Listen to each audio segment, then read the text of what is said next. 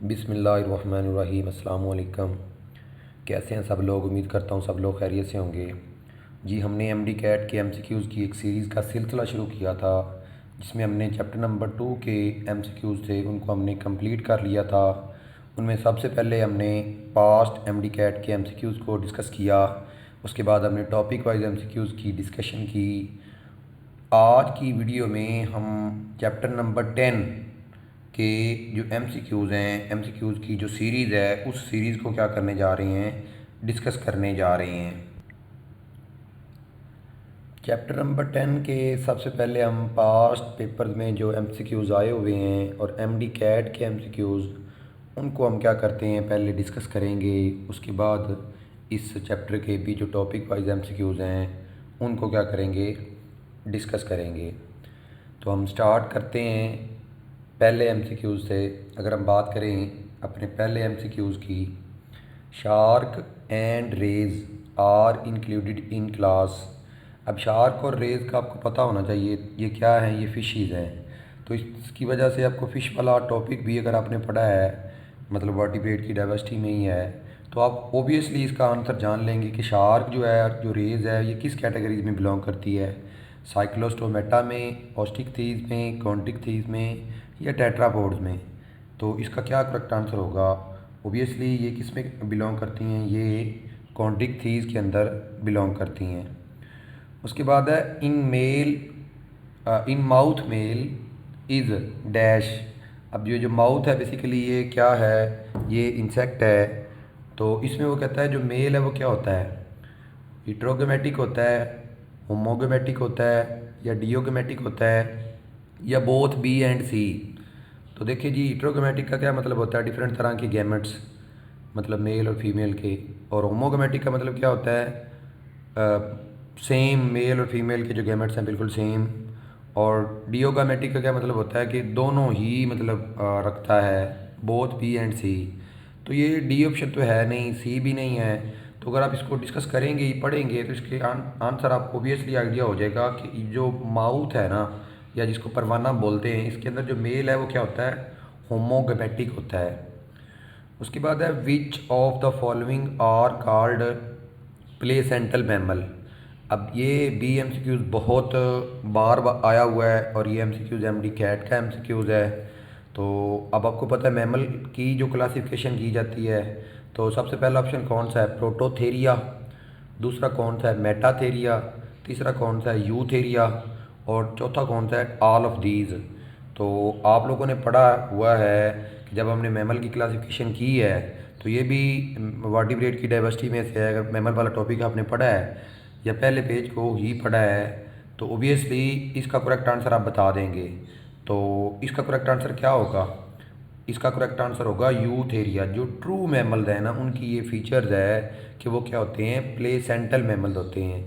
क्योंकि उनकी प्लेसेंटा क्या होता है, बेसिकली फीटस का माँ की बॉडी के साथ कनेक्शन होता है। तो ये जो ट्रू मैमल्स हैं उनकी ये करेक्टरिस्टिक्स है कि वो क्या होते हैं, सारे प्लेसेंटल मैमल होते हैं। Name the class without antenna. अब देखें, एंटीना क्या है, एक सेंसरी ऑर्गन है। तो आपने बताना है कि ऐसी क्लास कौन सी है जिसके एंटीना नहीं होते। तो ये फाइलम आर्थ्रोपोडा वाले टॉपिक में से है।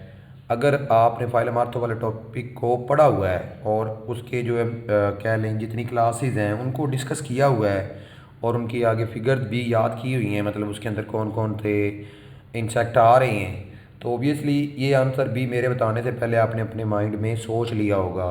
तो पहली क्लास है आर्किनिडा।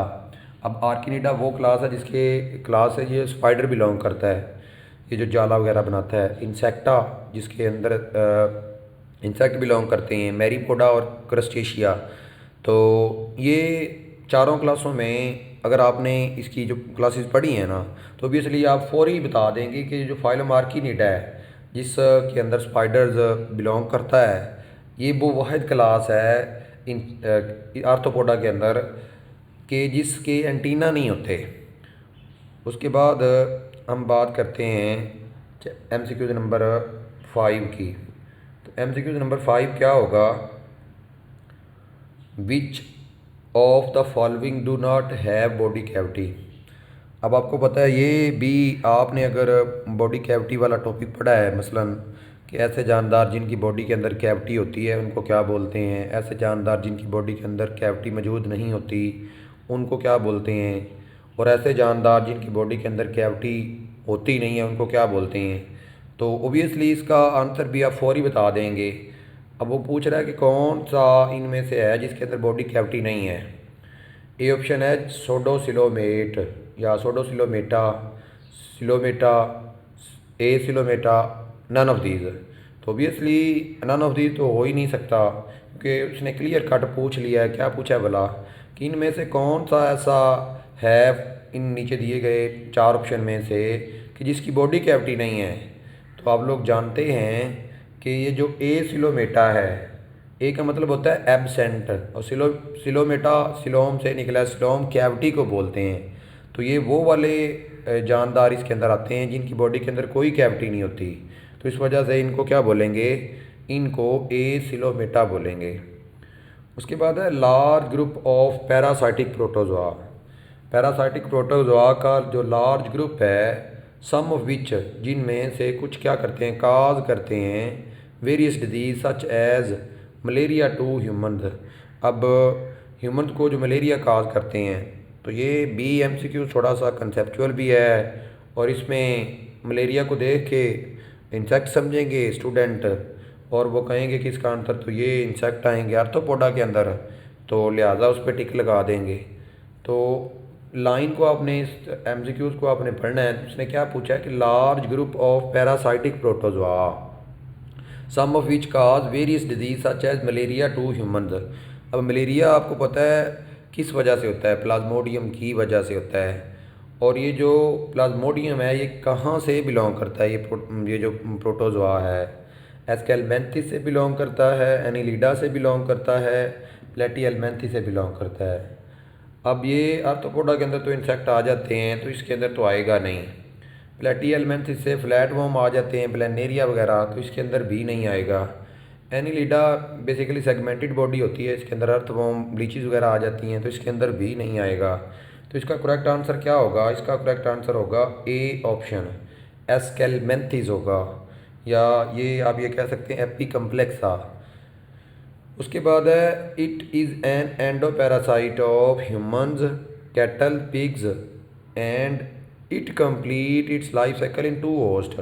कौन सा ऐसा एंडोपैरासाइट है जो क्या करता है, 2 होस्ट के अंदर क्या करता है, अपना लाइफ साइकिल कंप्लीट करता है। तो अगर आपने ये टॉपिक पढ़ा है ना, तो मेरे आंसर बताने से पहले आप लोगों ने इसका आंसर अपने माइंड में बिठा लिया होगा।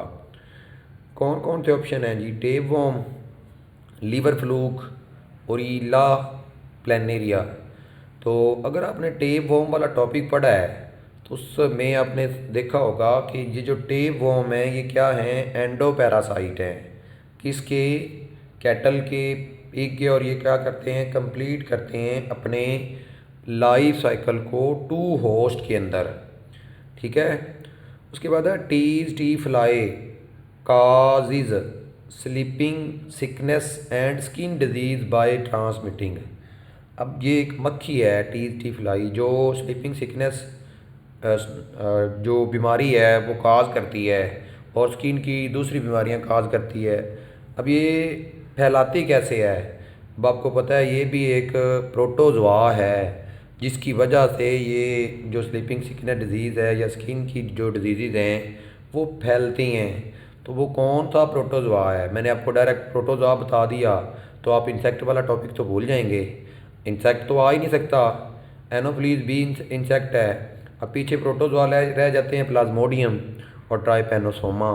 तो प्लाज्मोडियम क्या होता है, प्लाज्मोडियम आपको पता है ये अभी हम ऊपर डिस्कस करके आए हैं कि ये मलेरिया काज करता है, तो लिहाजा प्लाज्मोडियम भी नहीं हो सकता। तो इसका फिर करेक्ट आंसर क्या हुआ, इसका करेक्ट आंसर हुआ ट्राइपैनोसोमा। क्या हुआ, ट्राइपैनोसोमा एक ऐसा प्रोटोजोआ है जो क्या करता है, काज करता है स्लीपिंग सिकनेस डिजीज़, और स्किन की जो डिजीज़ है ये ट्रांसमिट होता है किसके ज़रिए, टीज टी फ्लाई के ज़रिए। अब ये देखिएगा कि coelom is a cavity, coelom basically body cavity है जो कि लाइन बाय, अब ये जो स्लोम है इसको लाइन किया जाता है, किस से लाइन किया जाता है? अब मीजोडर्म से लाइन किया जाता है, एपिडर्म से लाइन किया जाता है, एंडोडर्म से लाइन किया जाता है, तो या एक्टोडर्म से लाइन किया जाता है। तो अगर आपने इस चैप्टर में से मीजोडर्म वाला, एक्टोडर्म वाला और एंडोडर्म का पता है ना कि एक्टोडर्म क्या बनाती है, एंडोडर्म क्या बनाती है, मीजोडर्म क्या बनाती है, या जो स्लोम की जो लाइनिंग है ये किससे होती है, तो आप ओबियसली इसका जो आंसर है वो आप बता देंगे कि जी स्लोम जो है ये लाइन की होती है किसकी वजह से, मीजोडर्म से। इसके बाद एमसीक्यूज नंबर है 10। अब एमसीक्यूज नंबर 10 की अगर बात करते हैं तो एमसीक्यूज नंबर 10 क्या होगा? Book lungs are present in arthropods for exchange of gases in class. अब बुक लंग्स मौजूद होते हैं, इनमें से किसके अंदर कौन सा आर्थ्रोपोडा है जिसके अंदर बुक लंग्स मौजूद होते हैं और जिसके अंदर एक्सचेंज ऑफ गैसेज जो है वो इनके ज़रिए होती है? Crustacea, Myriapoda, Insecta, Arachnida. तो ये अगर आपने आर्किनिडा वाला टॉपिक पढ़ा है तो आप ओबियसली बता देंगे कि आर्किनिडा मैं पहले भी बात कर चुका हूँ, इसमें पहले भी एमसीक्यूज आ चुका है कि जिसके अंदर स्पाइडर बिलोंग करता है। ये वो क्लास है आर्थ्रोपोडा की जिसके अंदर एक तो उसके एंटीना नहीं होते और दूसरा इसके अंदर जो एक्सचेंज ऑफ गैसेस है वो किसके ज़रिए होती है, वो बुक लंग्स के ज़रिए होती है। तो अगली एमसीक्यूज इंशाल्लाह वीडियो के अगले पार्ट में हम क्या करते हैं, डिस्कस करते हैं। थैंक यू, अल्लाह हाफिज़।